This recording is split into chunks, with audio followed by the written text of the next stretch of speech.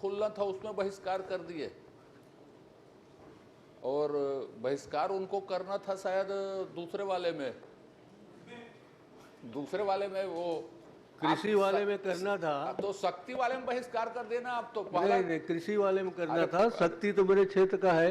ये सब गड़बड़ सड़बड़ कैसे हो रहा है? फिर ऐसा कोई गड़बड़ सड़बड़ नहीं हो रहा है। धन्यवाद दिया है कल, उसके लिए मैं धन्यवाद। माननीय अध्यक्ष महोदय, कल सीज फायर हो गया और हम लोग अब ट्रंप अभी तक पहले सीज फायर को ऑन नहीं किया है, तो हम लोग अभी तक ट्रंप को खोज रहे हैं। वो ट्रंप कौन है जो सीज फायर कराया? प्रश्नकाल सुश्री लता हुसैन। यूनिवर्सिटी खुल रहा है उसके विरोध में है। कल तो आपने बहिष्कार उसी में कर दिया। अरे बहन जी, शक्ति में खुल रहा है, मेरे क्षेत्र में खुल रहा है। काहे आपने तो उसमें बहिष्कार किया। आप खोलो चाहे कोई खोले, मेरे लिए तो अपने ही क्षेत्र में खुल रहा है। ई मंडी तो दूसरे नंबर में था, आपने उसी में बहिष्कार कर दिया। नहीं, ई मंडी पड़ रहा था तब मैंने किया। अरे ऑपरेशन सिंदूर बढ़िया चल रहा था, एयरबेस पे भी हमला हो गया था। नहीं, लेकिन सीज फायर हो, हम ट्रंप खोज रहे हैं। अध्यक्ष जी, उधर तो सीज फायर हो रहा था, लेकिन आप तो फायर कर रहे थे। आप उधर फायर कर रहे थे। ट्रंप को खोज रहे हैं। क्रमांक 1 लता सुश्री लता हुसैन जी। माननीय अध्यक्ष जी, राम विचार जी का पूरा प्रश्न जो है सेटिंग वाला है माननीय अध्यक्ष महोदय। अध्यक्ष महोदय, ये असंसदीय है। ये असंसदीय भाषा, इसको असंसदीय तो कल आप बोले थे, कान में हम सुन लिए थे। माननीय अध्यक्ष जी, मंडल संयोजक के पद पे शिक्षा विभाग के भी अधिकारी प्रतिनियुक्ति पे 59 करीब हैं, जिसको अभी युक्तिकरण में आधे जिलों में लिया गया है और आधे जिलों में नहीं लिया गया है। इसकी असमानता के क्या कारण है? माननीय मंत्री जी इसके जान।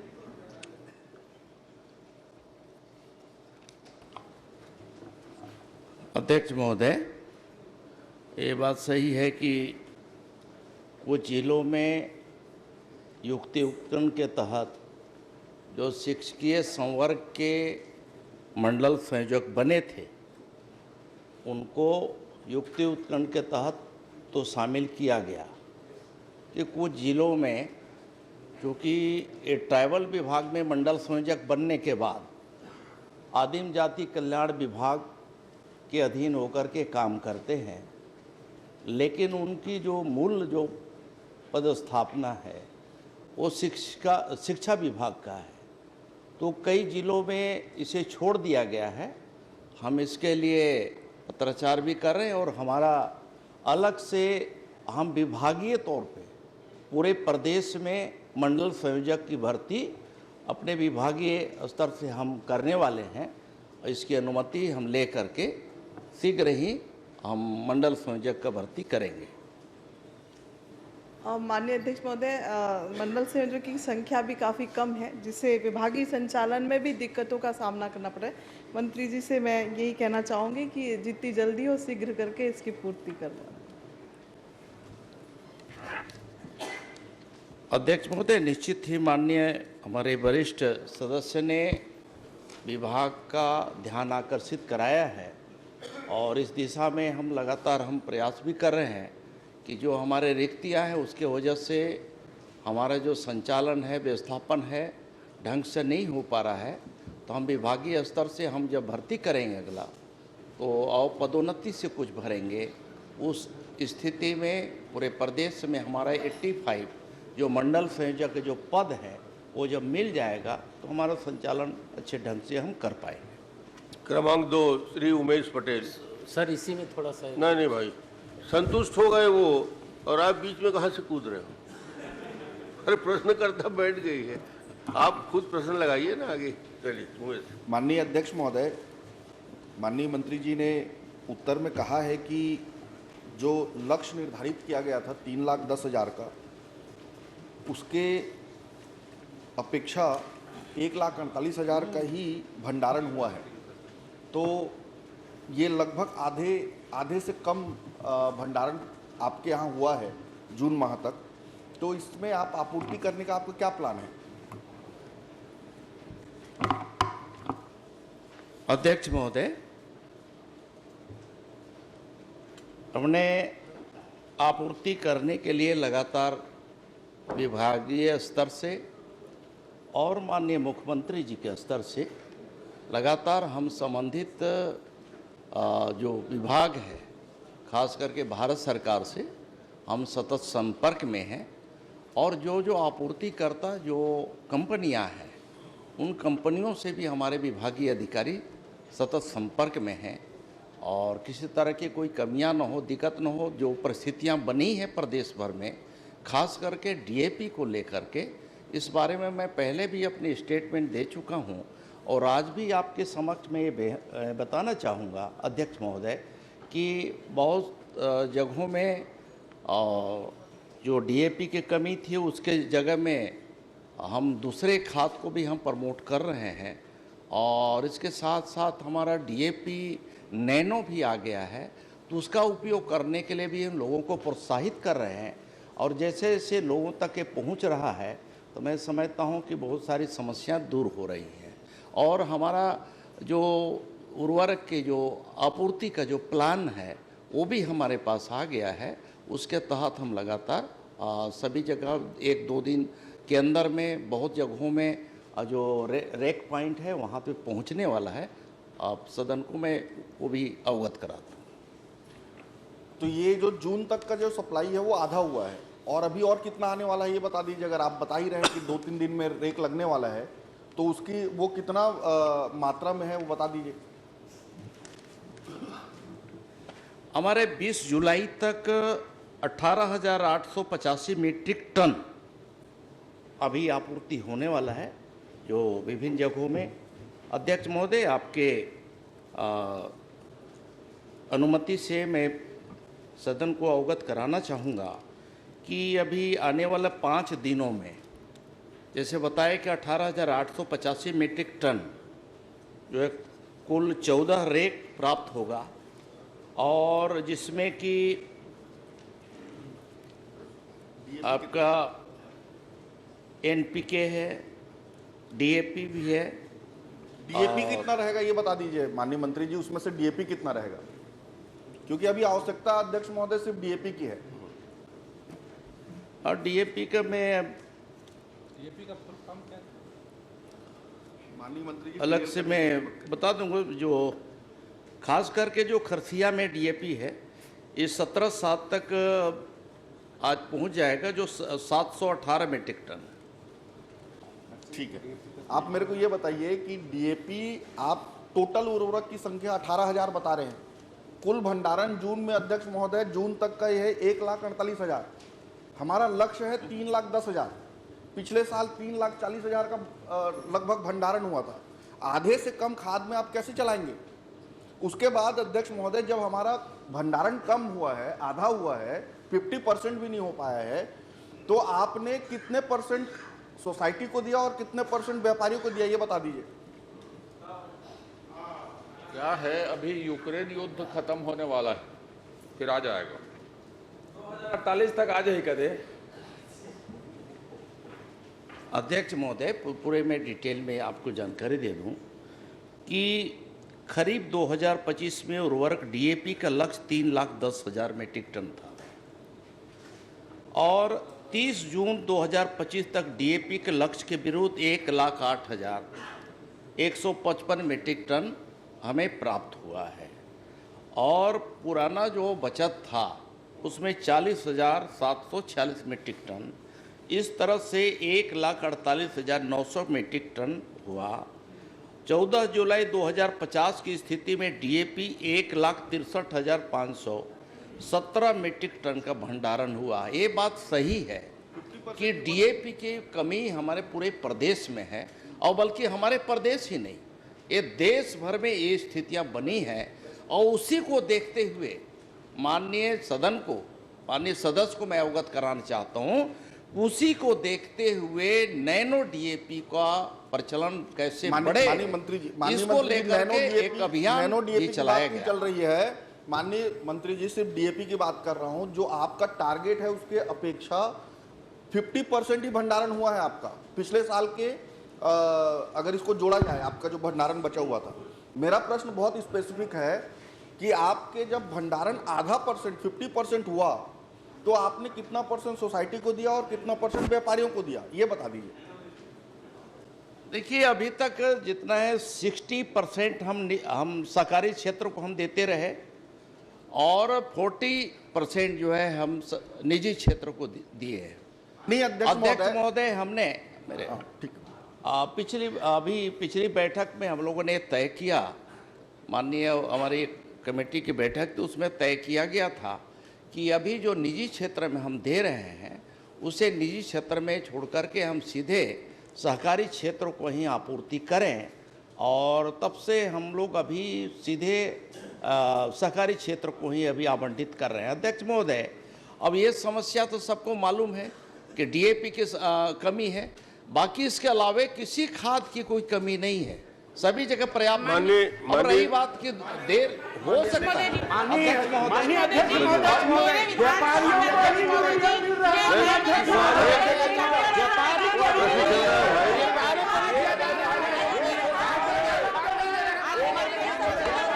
प्रश्न आ रहा है, जवाब आ रहा है, आप बैठिए तो आप जवाब तो सुनिए। प्रश्नकर्ता खुद खड़े हैं, प्रश्नकर्ता खड़े हैं, जवाब आ रहा है मंत्री जी से पूरा का पूरा। आपकी चिंता का समाधान मंत्री जी कर रहे हैं, इसलिए जल्दबाजी ना करें। मैं माननीय मंत्री जी, मैं भी एक आग्रह ये कर दूं कि डीएपी जो है उसको 100% यदि किसानों को देने की व्यवस्था कर देंगे तो आने वाले समय में एक बेहतर व्यवस्था होगी, प्राइवेट क्षेत्र में ना दें, ये चाहते हैं आप, बस इतना जवाब दे दें। नहीं, निश्चित ही अध्यक्ष महोदय, आपकी भावना और सदन की भावना जी, मैं पूरी तरह से सहमत हूं। सरकार हमारी सहमत है और हमने ये व्यवस्था किया है कि आने वाले समय में जितना भी आपका डीएपी आएगा वो पूरे जो है सहकारी क्षेत्र के माध्यम से हम किसानों को आपूर्ति कराएंगे। अध्यक्ष महोदय, इस तरह की व्यवस्था हमने सभी जगह में किया है और अभी एक हफ्ता के अंदर मैं सदन को ये भी बताना चाहूंगा कि एक हफ्ते के अंदर में बहुत सारी जो कमियां हैं उन कमियों को हम पूरा कर ले रहे हैं। और रही बात, देखिए अध्यक्ष महोदय, हमारा विभाग जो कृषि विभाग, हम तो प्लान देते हैं ना कि हमारी आवश्यकता प्रदेश में कितनी है हमारे किसान भाइयों के लिए, उसके लिए हम काम करते हैं, लेकिन आपूर्ति कराने के लिए हमारे मार्कफेड के माध्यम से होता है। मार्कफेड के प्लान से ही हम लोग चलते हैं, उनके माध्यम से जो हमें आपूर्ति प्राप्त होता है, मिलता है, उसी को हम किसानों तक पहुंचाते हैं। अध्यक्ष माननीय अध्यक्ष महोदय, इन्होंने माना कि ये पहले 60% सोसाइटी में दे रहे थे, 40% व्यापारियों को दे रहे थे, अब ये जाके उसको बदलेंगे। मेरा ये कहना है कि व्यापारी, क्या आपके पास ऐसी कोई शिकायत पहुंची कि व्यापारी 1800, 1900, 2100 में बेच रहा है? ऐसी कोई शिकायत प्राप्त हुई? और अगर शिकायत प्राप्त हुई तो कहां कहां आपने कार्रवाई की, किस किस दुकान को आपने सील किया, बता दें।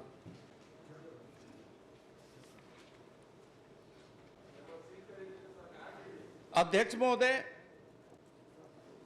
इस तरह की शिकायत प्रदेश भर में आते रहे। और रही बात, देखिए ये 64, अध्यक्ष महोदय मैं उसको एक्सप्लेन कर दूं। चलिए बताइए। आपने एक तरह से ये आरोप लगाया कि आप निजी क्षेत्र को कैसे दे रहे हैं।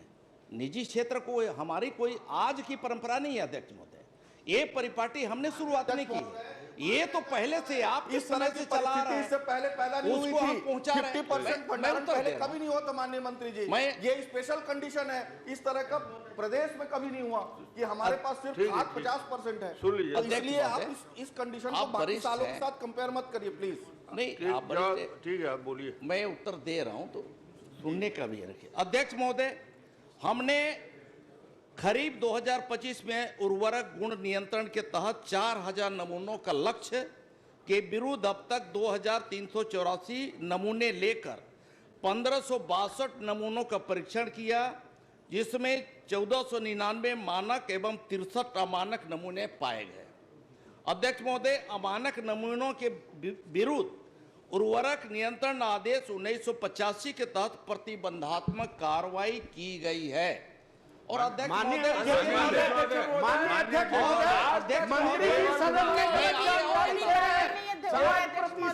सरकारी दुकान में नहीं रहा है, केवल निजी दुकान में। वो बड़े बड़े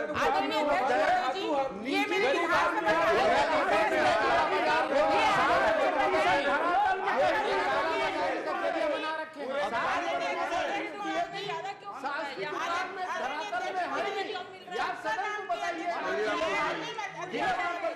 मिनट आप पूछ लीजिए एक प्रश्न। अध्यक्ष चलिए महोदय। बैठिए, एक प्रश्न आप पूछ लीजिए। चलिए अध्यक्ष एक महोदय, मिनट प्रश्न आ मैं जाए। मंत्री जी से यही जानना चाहता हूं कि आपके निजी क्षेत्र में लक्ष्य के विरुद्ध आपने कितना दिया और सहकारी क्षेत्र में लक्ष्य के विरुद्ध कितना दिया। आपके ही क्वेश्चन में आदरणीय भूपेश 7वां नंबर में है, आपने उस पर में प्रमाणित है कि आपने सहकारी क्षेत्र में निजी क्षेत्र में कि आप लक्ष्य के विरुद्ध अधिक दिए हो और सहकारी क्षेत्र में लक्ष्य के विरुद्ध आधा भी नहीं दिए हो। ये आपका प्रमाणित है अध्यक्ष महोदय। आप अगर 7वां नंबर क्वेश्चन में भूपेश बघेल जी का देखेंगे तो आपको स्पष्ट है, आपको बोलने की भी जरूरत नहीं है, यही प्रमाणित है। चलिए ठीक। अध्यक्ष महोदय, अध्यक्ष महोदय जी, भाई सेम करने के अध्यक्ष पहले महोदय जी, सुनिए तो मेरे निजी क्षेत्र में इतना मैं आखिरी बोल क्वेश्चन रहा है। हूं। अध्यक्ष महोदय। अध्यक्ष महोदय, मेरा प्रश्न बचा है। आपका प्रश्न उत्तर नहीं, आ बचा गया। है। मैं एक और कि निजी क्षेत्र में नियंत्रक किसके हाथ में है, या मार्केट के हाथ में है, या कृषि विभाग के हाथ में, या अपेक्षा के हाथ में है, ये बता दीजिए। चलिए बैठिए। अध्यक्ष महोदय, आपने जानना चाहा और बिना प्रश्न का उत्तर सुने ही आपने आरोप लगा दिया। हमने तो पहले बताया कि ये व्यवस्था कोई हमारी मतलब हम लोग के आने के बाद शुरुआत नहीं है, ये व्यवस्था आपके समय से भी चली आ रही है। अध्यक्ष महोदय, उसी के तहत आदरणीय अध्यक्ष हमने महोदय जी, डीएपी का यही बोल के अध्यक्ष महोदय, डीएपी का जहां तक कुल सहकारी क्षेत्र की बात है तो 64% हम सहकारी क्षेत्र को उपलब्ध कराए हैं, 64%, और 36% निजी क्षेत्र को मात्र दिए हैं। ये स्थिति है अध्यक्ष महोदय। माननीय अध्यक्ष महोदय, निजी क्षेत्र को जो लगातार ये जो प्रोवाइड किए हैं उसमें 1800, 1900, 2000, 2100 में ये खाद बिक रहा है। आज हम लोग के द्वारा धनांगर में जब आपके तहसीलदार, आपके सहकारी बैंक के अधिकारी, आपके डीएमओ सब लोग उपस्थित थे, तब हमने शिकायत की कि फलना दुकान में हो रहा है। उसके बाद उस दुकान पे कोई कार्रवाई नहीं की गई। ये है आप लोगों का शासन कि सामने में जब किसानों को मिल नहीं रहा है, लगातार भंडारण कम होने के बाद आप अगले सालों के साथ कंपेयर कर रहे हैं। कभी भी डीएपी की यही स्थिति नहीं थी कि 50% भंडारण हुआ। सारे क्षेत्र, सारे विधायक इस बात से परेशान हैं कि डीएपी की कमी उस क्षेत्र में हो रही है। आपकी जिम्मेदारी है कि आप इसको पूरा कराएं। आप वहां निजी क्षेत्रों में 36, आप उसको उठाइए और दीजिए सहकारी में, जितना भी आप निजी क्षेत्र में दे दीजिए, उसको उठा के कर दीजिए। उमेश जी, आपके समय में कमी क्यों नहीं होती थी मालूम है? अरे आप तो, राजनांदगांव में अरे रहने दीजिए ना, आप अलग बात करेंगे। आदरणीय अध्यक्ष महोदय जी,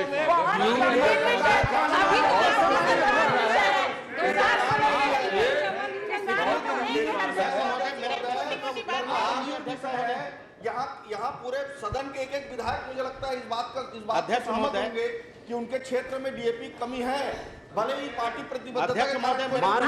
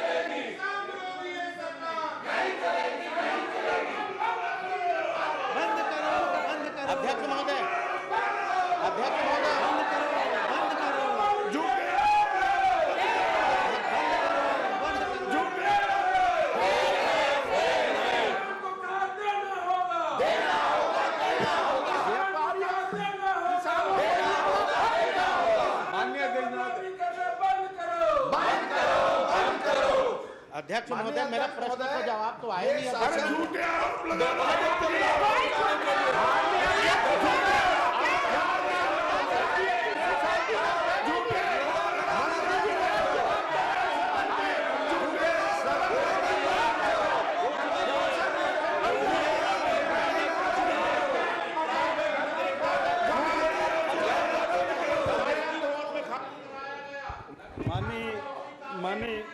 माननीय अध्यक्ष महोदय, माननीय अजय चंद्राकर जी ने गलत बात यहाँ सदन में की। यूरिया हमारे शासनकाल में राजनांदगांव में न केवल पकड़ा गया, कार्रवाई की गई, उसके बाद नकली यूरिया बिकना बंद हो गया। वो तो जब आपकी सरकार थी तो हर साल नकली यूरिया वहाँ पकड़ा जाता था।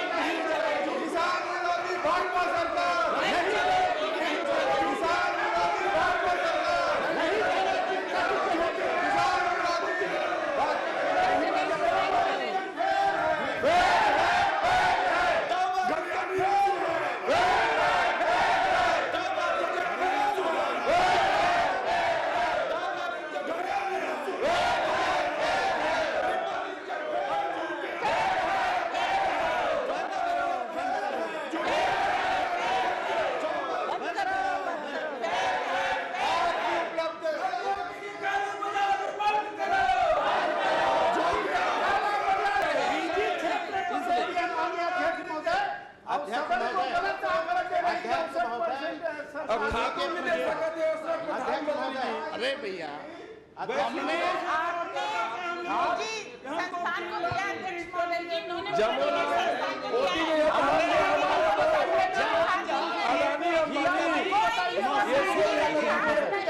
उसको प्राइवेट में दे दो, पूर्ति करने गरीब आदमी है 55-56 सुपर फास्फेट, इन खादों की मात्रा को हमने बढ़ाया और इसके साथ साथ अध्यक्ष महोदय, किसान खातू नहीं दे सकते। कृषि वैज्ञानिकों के सलाह के आधार पर कृषि वैज्ञानिकों ने देखा। अध्यक्ष महोदय, ठीक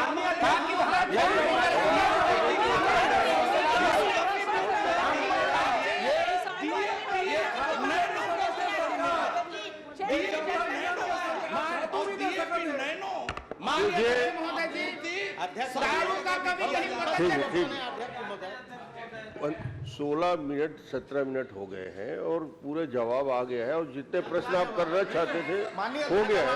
आप इसे मंत्री जी को आप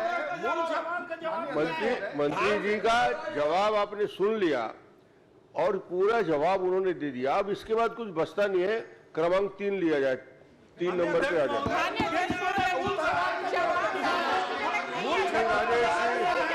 हमने प्रश्न करे।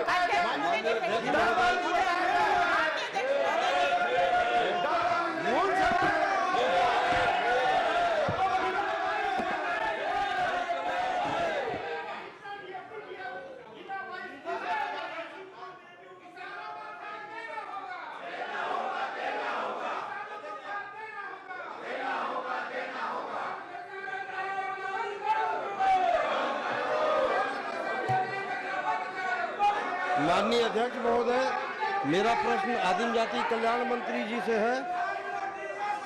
जी, मेरा प्रश्न था कि कितने व्यक्ति के पास कितने हेक्टेयर भूमि पर कब्जा, क्या जिले में अवैध वन अधिकार पत्रों को निरस्त करने की कोई प्रक्रिया प्रारंभ की गई है?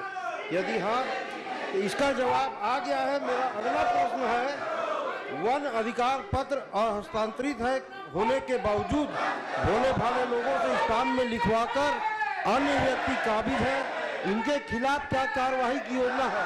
माननीय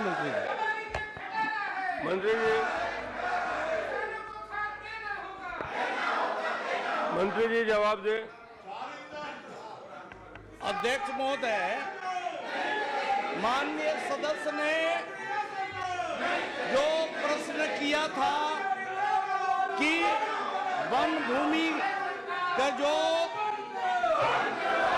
पट्टे दिए गए हैं इस बारे में हमने उत्तर दिया है। अध्यक्ष महोदय, अभी तक हमने जो अब गलत तरीके से पट्टे दिए गए थे उसमें अभी तक जो प्रकरण है उसमें हमने जिला स्तरीय वन अधिकार समिति की बैठक दिनांक जिसमें निरस्तीकरण की अनुशंसा किया गया है, इसमें व्यक्तिगत जो पट्टे दिए गए थे गैर वन भूमि होने के कारण उसमें से 830 और इसी प्रकार से गैर वन भूमि होने के कारण 29/3/2016 को 225 लोगों का पट्टा निरस्त किया गया। 880 पट्टे गैर वन भूमि होने के कारण 17/5/16 की बैठक में निरस्त किया गया। इसी प्रकार से जिला स्तरीय वन अधिकार समिति की बैठक दिनांक 20/1/17 को एक जो है गैर वन भूमि होने के कारण पट्टा निरस्त किया गया। इसी प्रकार से पूर्व में कब्जा न होने के कारण 143 लोगों को 10/11/2017 की बैठक में पट्टा निरस्त किया गया। कुल मिलाकर के 2079 लोग का पट्टा निरस्त किया गया। अध्यक्ष महोदय, विधानसभा की प्रक्रिया और कार्य संचालन संबंधी नियमावली के नियम 250 के उपनियम 1 के तहत निम्न सदस्य अपने स्थान छोड़कर गर्भगृह में प्रवेश करने के कारण कार्यवाही से स्वमेव निलंबित हो गए हैं।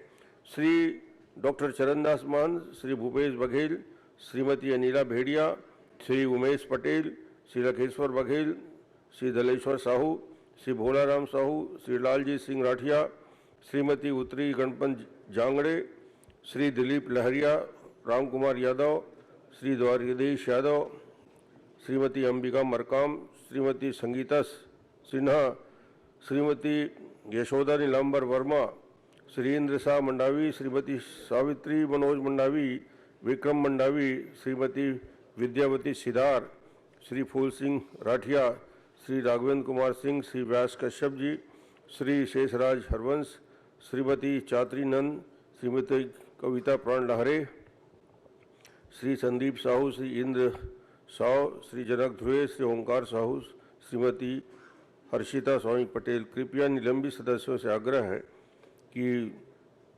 सदन के बाहर चले जाएं।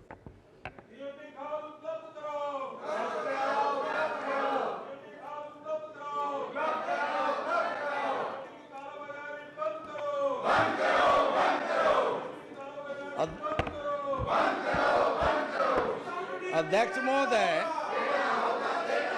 ये सब घड़ियाली आंसू कब तक बहाते रहेंगे? एक घड़ियाली आंसू बहाना बंद करिए। आपकी नौटंकी को पूरे प्रदेश की जनता देख रही है और आपको आने वाले समय में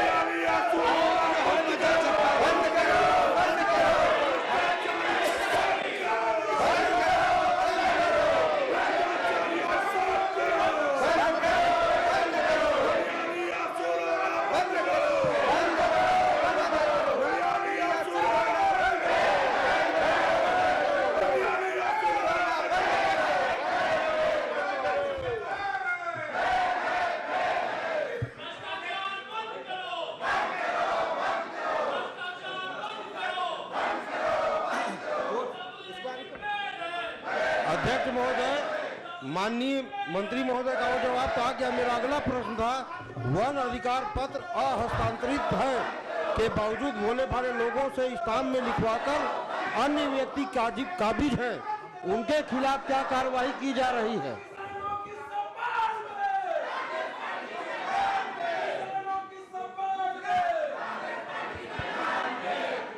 माननीय अध्यक्ष महोदय,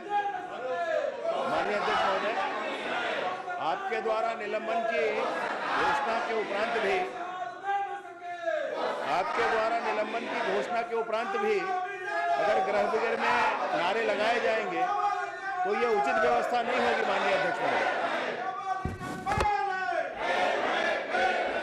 चूंकि विपक्ष के सभी सदस्य निलंबित हो गए हैं, कृपया कार्यवाही चलने में सहयोग करें। अब सबसे आग्रह।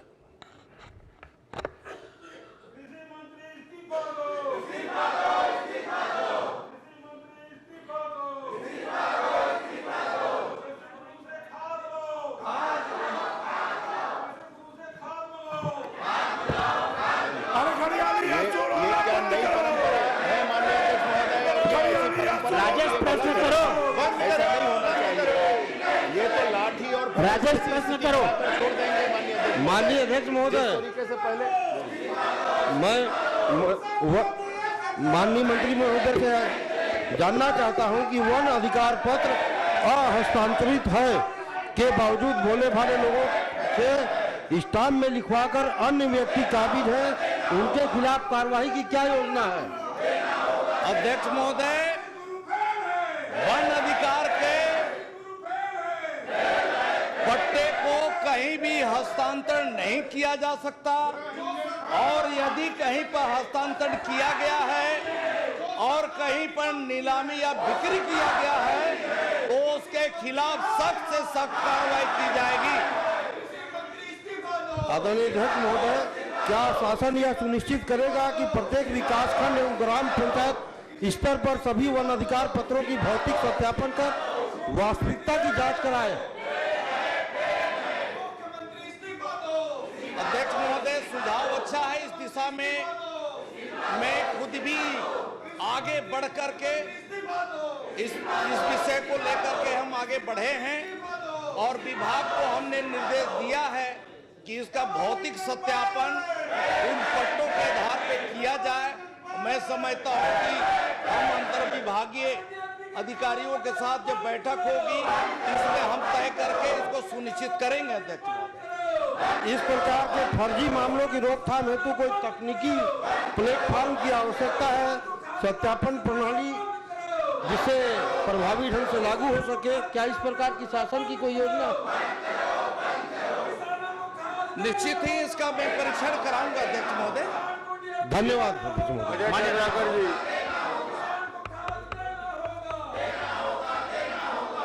माननीय मंत्री महोदय, आपने प्रश्न के उत्तर में कहा है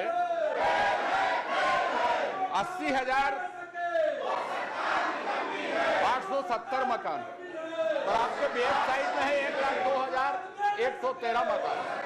आपके वेबसाइट में 1,02,113 मकान हैं। आपने उत्तर में यह बताया है जहां है जैसा है, एक मुफ्त निपटान किया गया।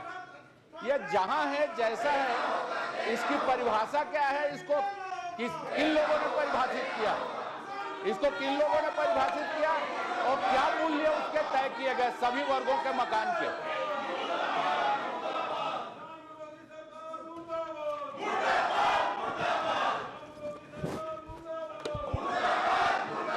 माननीय अध्यक्ष महोदय, सम्माननीय सदस्य को मैं आपके माध्यम से अवगत कराना चाहूँगा कि एक तो जो 80,000 जो एसेट्स का जो आवासों का जिक्र है उसमें व्यावसायिक चीज़ें या अन्य योजनाओं की चीज़ें उसमें सम्मिलित नहीं है, इसलिए संख्या का अंतर हो सकता है वेबसाइट में।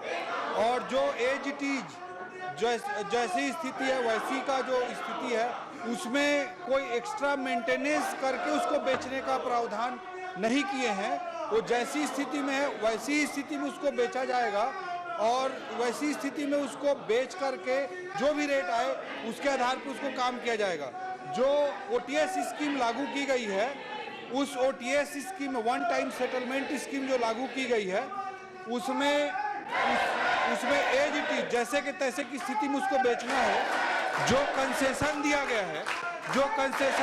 है वो मैं बताना चाहूँगा सम्मानित सदस्य को कि OTS 2 पहले OTS आया था पिछली सरकार के समय में 17 सितंबर 2021 को। 17 सितंबर 2021 से 31 मार्च 2024 तक ये लागू थी। उसमें जो भी प्रोजेक्ट आए थे, घर आए थे, वो पहले ही पुराने थे, इसलिए OTS 2 में जो शामिल नहीं थे, नए संपत्ति जो शामिल हुए हैं उन पे बेस रेट पर 10% की छूट दी गई है। उसमें बेस रेट पर 10% की छूट दी गई है। जो 10 वर्ष से अधिक समय से रिक्त संपत्तियां हैं उस पर 30% की छूट दी गई है। जो 5 वर्ष से अधिक समय से रिक्त हैं लेकिन 20% से अधिक संपत्ति वहां पर खाली है, अगर 20% से अधिक संपत्ति खाली है और 5% से अधिक 5 वर्ष से अधिक का, उसमें 30% की छूट दी गई है।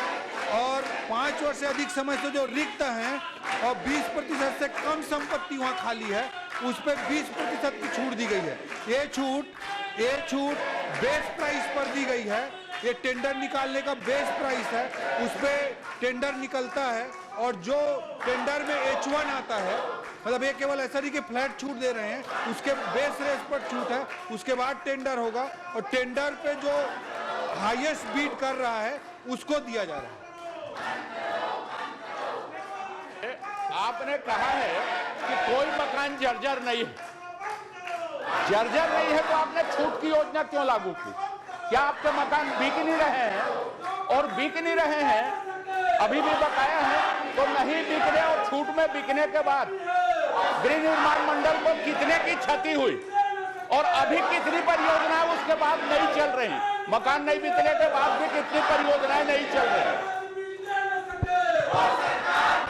माननीय अध्यक्ष महोदय, जो अभी OTS चल रहा है उसका काफी अच्छा प्रतिसाद मिला है।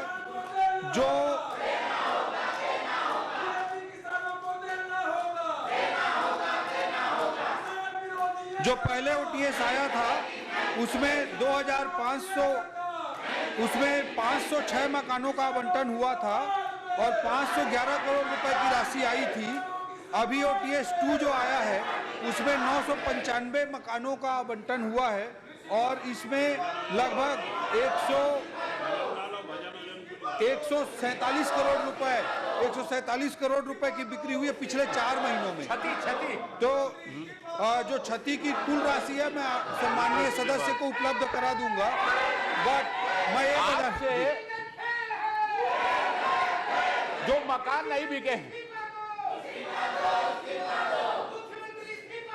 वो EWS के कितने हैं जो नए मकान बने हैं, LIG कितने हैं, HIG कितने हैं, MIG कितने हैं?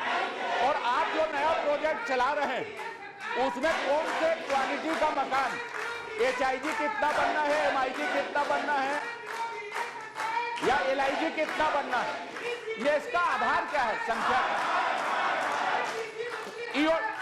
EWS की मकान बनाना है आपको, LIG बनाना है, HIG बनाना है, MIG बनाना है, तो आप इसकी कितना मकान बनना है किसी प्रोजेक्ट में, किस आधार पर उसकी संख्या का निर्णय लेते हैं? आधार क्या है उसके निर्णय लेने का जब बिक नहीं रहे? तो माननीय अध्यक्ष महोदय, जो खाली मकान है जो बिक नहीं पा रहे हैं, कई मकान ऐसे जो 10 वर्षों से नहीं बिके हैं, जैसे कि सम्माननीय सदस्य ने अवगत कराया है। कई मकान जो 5 साल से भी नहीं बिके हैं, उसमें मोस्टली पूरा मैं संख्या दे दूंगा, पूरा टेबल दे दूंगा किस श्रेणी के कितने मकान खाली हैं। लेकिन एक चीज मैं बताना चाहूंगा कि सम्माननीय सदस्य की चिंता जायज है कि जब डिमांड होता नहीं है तो बना क्यों दिया जाता है, उनकी चिंता बहुत जायज है।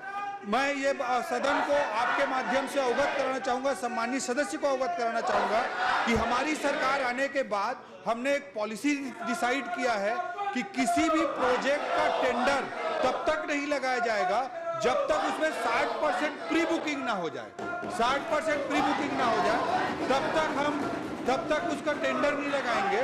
और पहले प्रोजेक्ट लॉन्च करने के 3 महीने के अंदर ही अगर 30% प्री बुकिंग हो जाती है तो टेंडर लगा सकते हैं। ये हमने नई पॉलिसी अडॉप्ट की है ताकि भविष्य में मकान ना मिले 10 साल तक ये स्थिति उत्पन्न ना हो। कौन सा मकान, जैसे आप प्रोजेक्ट ला रहे हैं उसमें EWS का कितना बनेगा, LIG कितनी बनेगी, MIG कितनी बनेगी, HIG कितनी बनेगी, इसका निर्णय किस आधार पर लेते हैं? आपके पास क्या डाटा, क्या आंकड़ा है जिसके आधार पर आप ये निर्णय लेते हैं कि इस प्रोजेक्ट में इतना HIG बनेगा, इतना MIG बनेगा, इतना EWS बनेगा, इतना LIG बनेगा? इसका आधार क्या है? निर्णय लेने। माननीय अध्यक्ष महोदय, जो डिमांड का सर्वे कराने का काम करती है हाउसिंग बोर्ड, उसके आधार पे करते थे, बट पहले जिस तरह की परिपाटी रही होगी बहुत ज़्यादा मैं नहीं बोल सकता, बट जो कॉलोनाइजर है, कॉलोनी है, उनमें 15% एरिया ईडब्ल्यूएस के लिए सुरक्षित करने का टाउन कंट्री प्लानिंग जो एक्ट है, 15% एरिया, उसमें वो प्रावधान है। कोई भी कॉलोनी बनती तो 15% क्षेत्र उसमें खाली मतलब ईडब्ल्यूएस के लिए रखा जाता है, ये प्रावधान है। बट मैं इतना आश्वस्त करना चाहूँगा, चाहे कोई भी श्रेणी का कैटेगरी का मकान हो, कोई भी कैटेगरी का मकान हो, बिना 60% प्री बुकिंग के उसका टेंडर नहीं लगाया जाएगा, और प्रथम 3 महीने में अगर 30% की बुकिंग नहीं होती तो टेंडर नहीं लगाएगा। आगे ये प्रावधान करेंगे कि जिस वर्ग के मकान की डिमांड हो उसको प्राथमिकता के आधार पर बनाएंगे या उसके लिए कोई नीति बनाएंगे, इसका प्रावधान करेंगे क्या कि अपने नीतियों में, कार्यक्रमों में? निश्चित रूप से अध्यक्ष महोदय, हाउसिंग बोर्ड सरकार की कुछ योजनाओं को इम्प्लीमेंट करने के अलावा एक कारपोरेट स्टाइल में भी काम करती है, और सब्सिडाइज्ड मकान देना उसका एक ध्येय है, उसका उद्देश्य है। तो निश्चित रूप से यह डिमांड पर आधारित होना चाहिए, और इसके लिए निश्चित रूप से हम डिमांड आधारित रणनीति पर ही काम करेंगे। मैं सम्मानीय सदस्य को और सम्मानीय सदन को आपके माध्यम से आश्वस्त करना चाहता हूँ। माननीय